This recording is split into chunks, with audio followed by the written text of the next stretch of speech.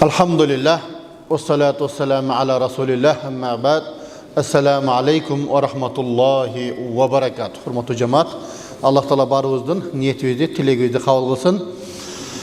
Дайым эле айтып жүрөбүз. Кимде ким Аллах Тааланын үйлөрүнөн болгон бир үйгө басып келчү болсо, Кудай Таалам бир кадамына сооп жатса, экинчи кадамына күнөөлөрүн кечирет дейт.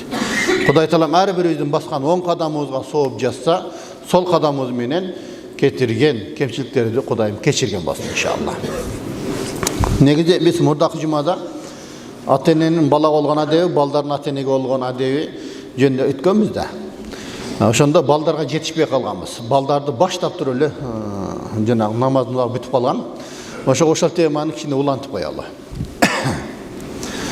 Эми негизи эле бизде кыргызда сөз бар. Alma savağından alыс түшпейт деп коет. Кыргыздын макалы. Kuş uyada көргөнүн кылат дейт. Демек үйдө кандай тарбия болсо, үйдө кандай жашаган болсо, демек коомдо да ошол үйдөгү нерсени күзгүдөй чагылыштырып берет экен да бала. Ошондуктан бул не ата-эненин милдети экен. Ата-эненин милдети баланы жакшы тарбиялоо. Анткени ошо келечекте коом кандай болушу бизде ошол ата-энеге байланыштуу болот экен. Биздин коомубуздун келечеги кандай болушу ата-энеге байланыштуу болот. Мисалы, биз үйдө отуруп, тамекини тартып, же насыбай атып, ту деп, апкел, жанакы эмени түкүрө турган эмени деп ошентип тарбияласак, эртең биздин балабыз да ошондой эле болот да. Мисалы, таштандан ар жерге таштай бербе, машинеде турсун, терезеден ырытпа деп туруп, ошол нерсени биз тарбиялаштырган болсок, демек ошо тазалыкка балдар да көнөт да. А bizde эгерде үйдө ошол нерсе жок болсо, демек балдар да кайдан болот ал? Атасынан көргөнүн кылат да, энесинен көргөнүн кылат да. Ошол жагын биз эске алышыбыз керек. Ошондуктан мурдагы сахабалар, алымдар, көпчүлүгү табейиндер ошо устазыңа барганда илиминен мурда адебин үйрөн деген экен да. Илиминен мурда адебин үйрөн деп туруп, балдарына ушундай бир табыштап туруп чыгарган экен. Эми карап көрүңүздөр. Арабтарда бир макал бар. Ал-илму ثمر والأدب شجر وإن لم يكن شجر كيف يكون ثمر. İlim bul bir mömö siyaqtı deydi. Alemi adep bul darak siyaqtı deydi. Darak bolbosa kaydan mömö bolmak deydi. Ошондуктан бизден не ошол жагына адеп ахлакка көбүрөөк көңүл бурушубуз керек. Ошондуктан мына бизде шариятыбыз боюнча кайсы эркек үйлөнгөндө аялында дини билими жок болсо, акча төлөйбү, мугалим жалдайбы, ошол аялына дини билим алып берүү бизде важип шарият боюнча. Важип. Анткени эркектерди билебиз, эртең менен кетет, кечинде келет. Үйдө көбүнчө балдары менен ким калат экен? Эне калат экен. Ошо тарбияны көбүнчө балдарга эне берет экен. Кыргызда жөндөн айтылбайт да. Атасы жиндинин бирөөсү жинди, энеси жиндинин баарысы жинди деп коет да баягы жерде. Бул жөндөн айтылган макал эмес да. Ата кечинде эле келип атса, эртеден кечке энеси болуп атса, эне тарбиялап кой.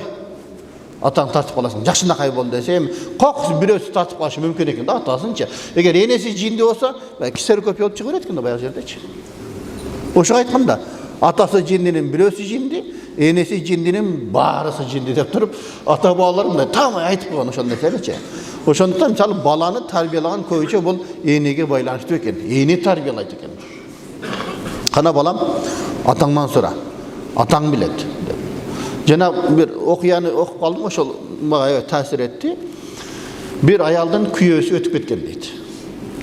Күйөөсү өтүп кеткенден кийин дагы балдарына ушунчалык атасынын урматын коет экен. Атасынын ошол кийимин илип коет экен дагы, акча барбы апа десе, атаңдан ал. Атаң чөнтөгүнөн ал деп туруп, ошо илип коет экен, атасынын чөнтөгүнө салып коет экен дейт. Карасаң, атанын баркын көтөргөнү канчалык. Балага болгон тарбия да. Атаң чөнтөгүндө болсо керек. Атаңды карагын деп туруп ошентип күйөөсү өтүп кеткенден кийин дагы не ошо күйөөсүнүн аброюн көтөрүп атат да баягы жерде. А биздечи апа атаң ар нерсе дей берет. Мен айтканымды кыл, атаң ким болуп кетти деген семинар бар да баягы жерде. Дагы бирөө айтат, Жаңы келін болып келді үйіне. Келін болып келген екен. Жаңағы тойындағы видеоларды көріп отырса, баяғы қыз айтып отыр дейді, атасын қарап тұр. Қарасаң дейіне, кел жеректің тұрғанына дейді. Енесі ошентіп тарбиялағанда, қарап көр. Кел жерек, шөмтірек деген сөздерді айтып отыр дейді. Еми, күйеу бала қайнатасын ұрматтай ба ошол аялынан ошол сөзді ұққаннан кейін. Ұрматтай ба ошоны? Ұрматтай айтты. Қыз өз атасын өзі шөмтірек деп тұрса, баяғы жерде. Ошондон туғандар ошондон этият болушубуз керек.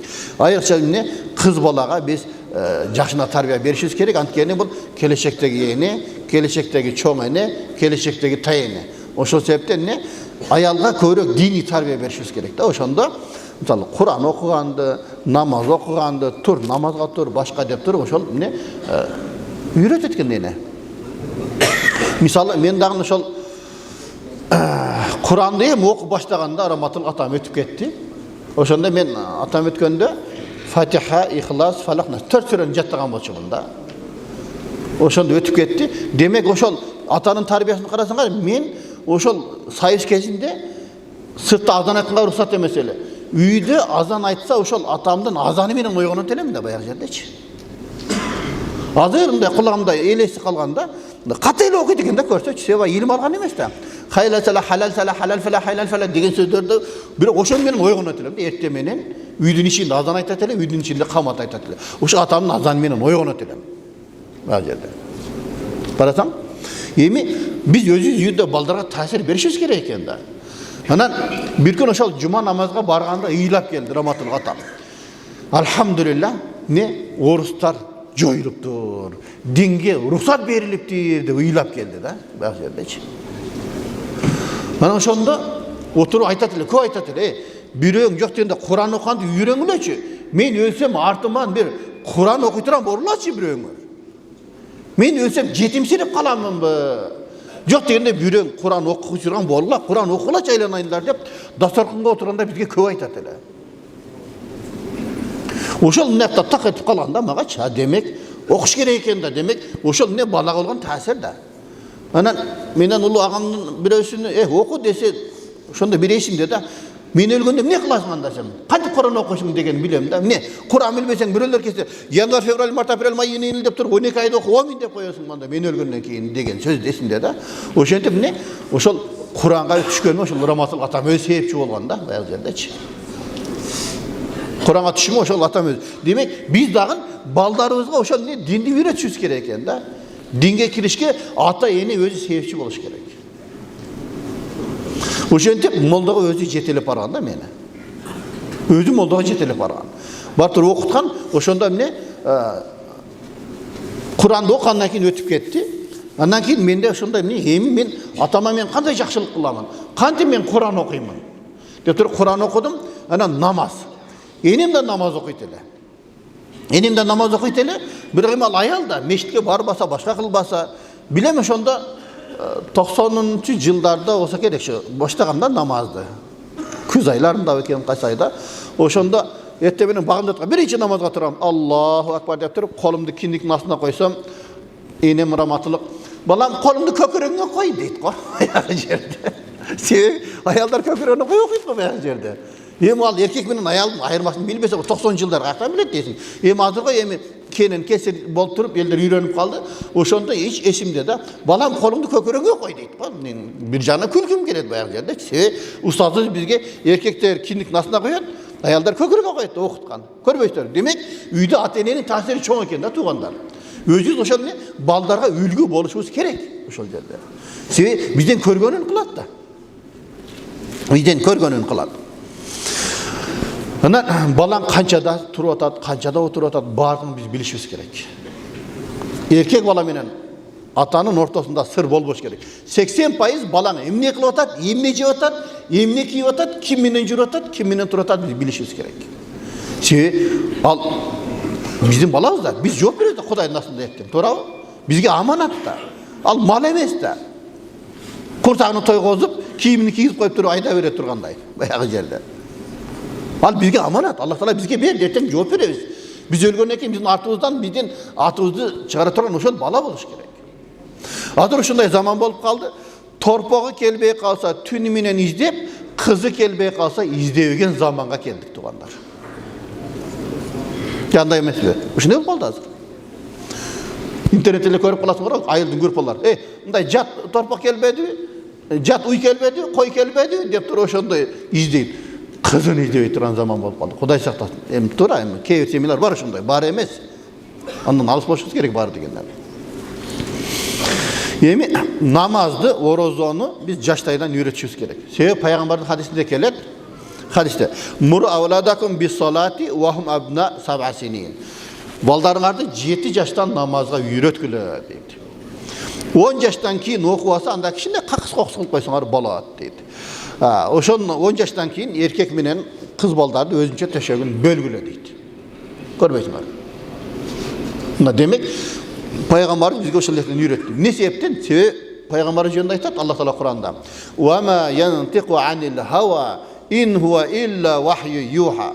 Пайгамбар эч бир нерсени өзүнүн оюнан сүйлөбөйт экен да, Аллах Таала тарабынан келген аян аркылуу гана сүйлөйт экен да. Демек 7 жаштан деди. Демек 7 жаштан биз балага ошол үйрөтүш керек экен бар нерсени. Илимдер. Мисалы, сахабаларды эле карасаң, кичинекей балдарын орозо кармаганда ойнотот экен. Ойнотуп Куртагы машинасы ойынчы ойнотуп алакстат экен да, иши кылып эмне? Шамга чейин жеткирет экен да баягы жерде. Алакстат. Карасаң, демек ошентип көндүрүш керек. Бизде эмне? Торпоктой болуп калган баласы бар. 10-чы класс. Сен жаксың, аш кыздарың ооруп калат деп кармата койбойт го. Ошончалык баягы жерде албестей берип, эмете берип, жанакы балдар, мындай бактын көлөкөсүндө уктап калса, кирип болуп калат да, ал балдарчы. Жайдын күнү. Андай болбош керек, кичине баланы, кичине тыңыраак кылып тарбиялаш керек баягы баланы. Кыз мейлем, кызга ошондой мамиле кылыш керек. Кой кызым, сен суу өтүп кетет, андай кыл, мындай кыл, үйдө отур, сен иш жасаба, биз жасайбыз деп туруп, кыз балага ошондой мамиле керек өзүнүн негизи. Бирок эркек балага андай мамиле болбойт да туугандар. Эркек балага биз ошондой мамиле кылып атат да. Элестетип көрө. Ешким тийбеди, көчөгө чыгып келген. Ешким тийбеди балам. Ешким сени сөкпөдү, урбаду деп туруп, кыздардай мамиле кылып, бул эркекке болбойт андай маселе. Эркекти кичине эркектей кылып тарбиялаш керек баягы жерде.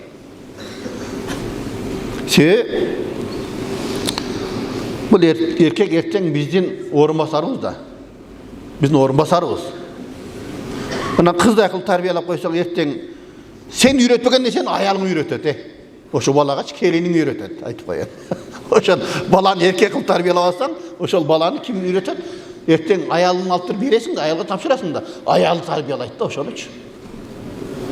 Аялы тарбиялап коет. Анда кыз атасынан эгер эркекче тарбия көргөн болсо жакшы, эркек кылып тарбиялайт. Эгер болбосо, аял кылып тарбиялап коет да. Эки келин бир үйдө жашай берет да андан кийин. Баягы жерде. Эркек болуш керек. Балага биз өргөчө тарбия керек. Анткени эртең бул баласыны үй бүлөсүн бага турган бала болуш керек да баягы жерде. Кыздай кылып тарбиялап койсо, андан кийин күндө ыйлап келип отурса.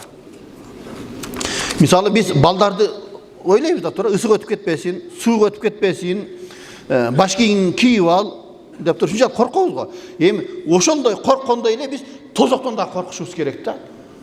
Балам тозокко түшүп калбаш керек. Бешке келе турган болушубуз керек деп туруп, тозоктун ысыгынан коркушубуз керек бизчи балдар үчүн. Анын үчүн не? Балдарды намазга ойготуш керек. Эртемен кой уктасын дебей, туруп балам намазга деп туруп багымдатып ойготушубуз керек балдарды. Анткени биз ойготпосок ал Кудай сактасын. Акыбети жаман болот анын. Намаз бизге парз болду. Аллах Тааланын парзы. Себеби анткени эртең Кудай Таала бизден сурайт экен да. Сен балаңды кандай тарбияладың деп сурайт экен да. Намаз үйрөттүңбү? Орозо үйрөттүңбү? деп сурайт экен. Деп ахлат үйрөттүңбү деп туруп сурайт экен. Бизчи орозо өз үйүздө жок, намаз өз үйүздө жок. Нени беребиз биз балдарга? Нени үйрөтөбүз? Сен эртеңки күнү кыямат күнү барганда ушундай бир абал болот дейт. Яума яфиррул мар'у мин ахихи ва уммихи ва абихи ва сахибатихи ва баних. Ушундай bir gün келет кыяматта. Өзүнүн bir тугандарынан качып калат дейт адам. Атасынан качып калат дейт. Аялынан, бала-чакасынан качып калат дейт. Ошондо жакалайт экен. Аллахым, атамды тозокко сал, ушул мага ушундай арак ичкенди үйрөткөн. Ушул мага тамек тартканды үйрөткөн. Ушул мага жалган сүйлөгөндү үйрөткөн деп туруп, бизди жакалайт экен. Аллахым, ушул атам үйрөткөн мага дейт экен. Неге? Себеби биз жалган үйрөтүп атабыз да. Бирөө келсе, жок деп кой деп атабызбы? Барбы ошондойлор? Өзүң үйдөсүң, жок деп кой деп атат баягы жерде. Жалганга өзү тарбиялап атабыз. Кийинки жолу бирөө келсе, сенден сурабайлы жок деп коет. Сен ансыз эле сен жок деп айтасың да.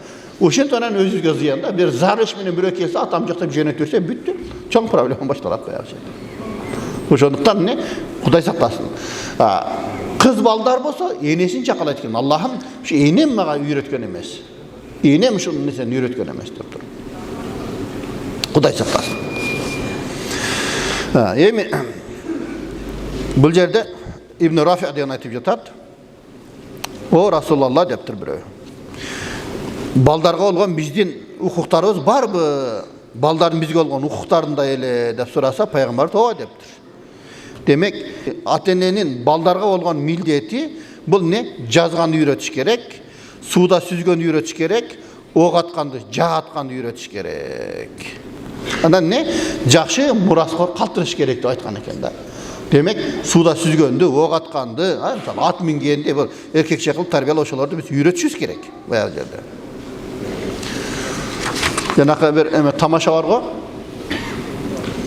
Бир киши математик экен да.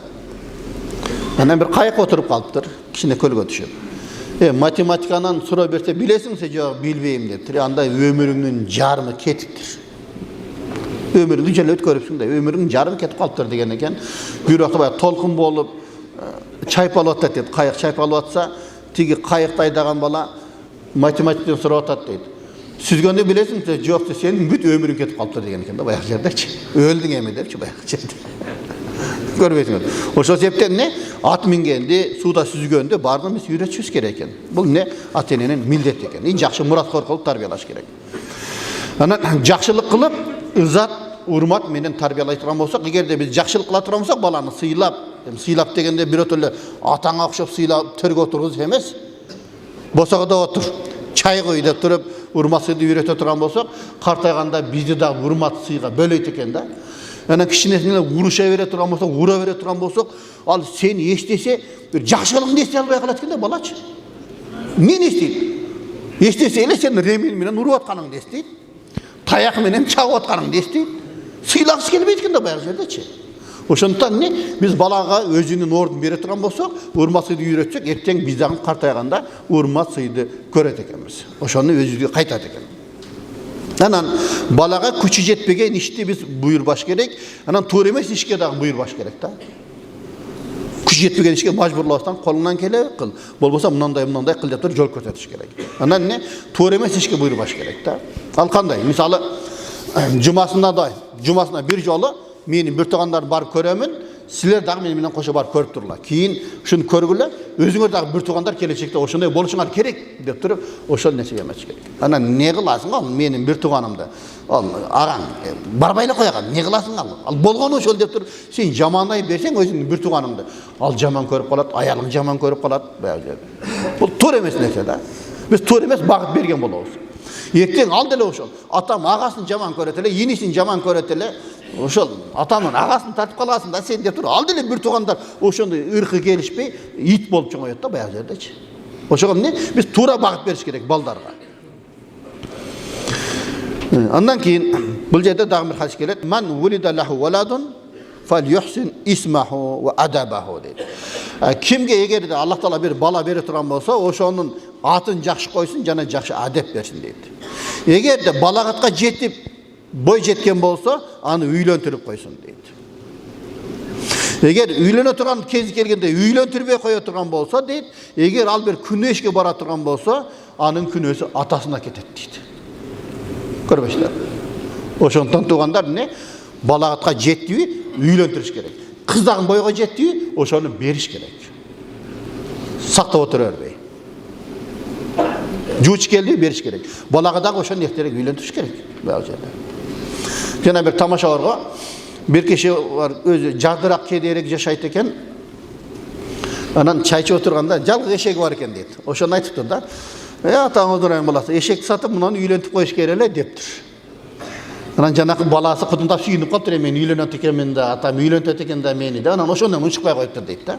Күтөт, жок анан арга кеткенден чайга отурганда эле баласы сөздү баштайт дейт. Ата, эшек жөнүндө сүйлөбөйлү, эшек жөнүндө депчи баягы жерде. Көрдү баягы эшекти сатып сени үйлөнтөм деген да баягы жерде. Көрбөйсүзбү? Ошондой болбош керек да. Баягы жерде ылайыктуу жерде карап туруп, тең менен тезе кам менен дейт, эртең эле үйлөнтүп салыш керек аны. Көп жүргөндө эмне? Мисалы Баткен тарапта асилдин эртеси жакшы дейт. Канчалык көчөт эртерээк тиксең эртерээк мөмө берет. 20 жашта үйлөнтүп койсоң 40 жашка чыкканда анын баласы үйлөнө турган болуп калат, неберең үйлөнө турган болуп калат. 60ка чыкканда же чебереси үйлөнө турган болуп калат. Көрбөйсүздөр? Эртерээк эле үйлөнтүп коюш керек. Ал бойдок жүргөндө эмне? Не кылат аны? Убакыт өткөрүп. Андан кийин бул жерде ошо Ибн Ластын айтканы бар экен. İza allamtu waladi al-Qur'an. Eğer de men balamdı Kur'an okanга үйрөтсөм дейт, wa zawajtuhu tarbiyasını berip anı men үйлөнтсөm, үйлөp koysam, fakat qadaytu haqqahu. Men anın hukukun bergen bolam, emi deyt, anın hukuku kalat deyt. Meni urmattap sıylaş gerek deyt. Demek men özüm hukukumdu atkarışım gerek, anan al men hukukumdu beriş gerek. Oşol ele masele deyt da bul jerde. Eğer de bir bala boyga жетип үйлөнө турган курак келген болсо, аны атасы үйлөнтүргөн эмес болсо, ал эгер жаман ишке бара турган болсо, атасы күнөөгө батат дейт. Атасы күнөөкөр болот дейт. Ошол себептен эмне? Ошону айтыш керек, балам, эртерээк үйлөн, жүрөрбү? Үйлөнөсүң да, үйлөн деп туруп, эмне? Эртерээк ошол. Сөзсүз үй алып туруп анан үйлөнтөм деген нерсе жок. Себеп пайгамбар хадисинде келет. Таамул вахид якфиснин. Bir адам тамагы эки адамга, эки адамдыкы 4 адамга жетет деген хадис бар. Үйлөнгөнгө чейин тапкан айлыгы жетпейт, үйлөнгөндөн кийин ашып калат го, береке кирип атпайбы баягы жердечи. Көрбөйсүздөр. Ошондуктан бир квартира болсо дагы алып берип туруп үйлөнтүп кое бериш керек. Акырындык менен баары болуп кетет. Качан үйлүү болгондон анан үйлөнөм дей турган болсо, баягы чубак ажы деле айтып жүрдү го. Бутума туруп алып анан үйлөнөм десе, эмне, сен инвалидсиңби, бутуңа тургундай деп. Ошосуңарда эртерээк үйлөнтүп коюш керек аны. Ошондуктан туугандар үйлөнүүнү жеңилдетиш керек, кыйындатпаш керек. Той кылыш керек, анан тигиндей кылыш керек, андай кылыш керек, мынча калың бересиң, анан той өткөрөсүң, андай нерсени токтотуш керек. Жеңил болгону жакшы тойдун. Берекелүү дагы болот. Ошентип, мисалы, кыз баланы турмушка берерде, күйөө балага талап коет десем, той өткөрөсүң, тигиндей кыласың деп. Кандай акың бар бирөөгө приказ бергендей, туурабы? Кызыңды бер, болду. Ал той өткөрөбү, өткөрбөйбү, ал өзүнүн эрки да, туурабы? Ошентип кыз тарабы ушундай талапты койгондугунан жанжал башталат. Сенин атаң ушинткен, атаң ушинтпегенде ушинтип квартирада жүрмөк эмеспиз. Ошол акчага мен жер алып алмакмын деп туруп, өлгөнчө айтат да баягы жердечи. Ошондуктан эгер бактылуу болсун десек, талап койбош керек. Жактуу бериш керек, ошол алдына жарыша. Ошол той кылып үйлөнөт. Себеби бизде шариятыбызда жок дегенде бир кой союп жарыялап кой дейт. Ошол эле нерсе, ошол жетиштүү. Жылкы союш 100 адам чакыр деген сөз жок шариятта. Bir koy soyup yok dedi, sen jarıyalap koy dedi, boldu. Tuğanları çakırıp durup jarıyalap, üylönüm deyip aytıp koysun, boldu. Şol жетиштүү негизи. Чындап келгенде. Баланын ошол нафакалары көбүнчө бул ата энесине болот да. Эми туугандар, бул жерде дагы бир маселе бар. Адам өлгөндөн кийин артынан 3 нерсе калат деп атпайбы? Ошол эмне? Соо жетип турат дейт. Биринчиси садака жарыя. Эгер мечит, мектеп ушундай бир элдер пайдаланган нерсе курса, экинчиси бул жерде эмне бир пайдалуу илим, китеп жазса, бирөө илим калтырса, ошолордон соо жетет. Андан кийин салих перзенти атасына дуа кылса деп атат да, көрбөйсүзбү? Ошол себептен артыбыздан дуа кыла турган бала тарбиялайыкчы туугандар. Баланы пайда кылып кое эле мындай тарбия бербей таштап койбош керек. Артынан пайдасы дуа кыла турган бала калтырса соо жетип турат дейт. Бала деген жок. Дуа кыла турган бала деген шарт бар да бул жерде. Артыбыздан Kur'an'a dua kıla turan balanı tarbiyalashыбыз керек.